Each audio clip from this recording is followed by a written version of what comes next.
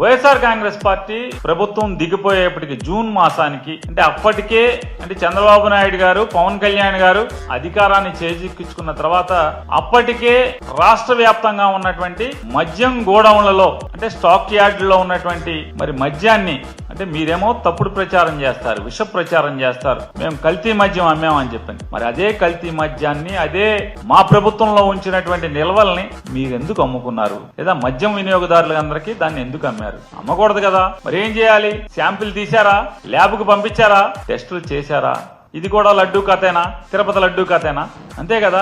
14 లక్షల అప్పులు ఎలాగో తిరుపతి లడ్డూలో పంది కొవ్వు ఎలాగో కల్తీ మద్యాన్ని వైఎస్ఆర్ కాంగ్రెస్ పార్టీ ప్రభుత్వం వినియోగదారులకి అమ్మింది అనేది కూడా అంతే సత్యం అనేది వాస్తవమే కదా. ఆ మద్యం గనక తప్పుడు మద్యం అయితే మీరు దీన్ని ఎలా అమ్మారు? అమ్మిన వాళ్ళందరూ తాగిన వాళ్ళందరూ బాగానే ఉన్నారు కదా. ఎందుకు శాంపిల్ టెస్ట్ చేయించి విచారణ చేయించలేదని చెప్పనేది నేను ప్రశ్నిస్తున్నాను.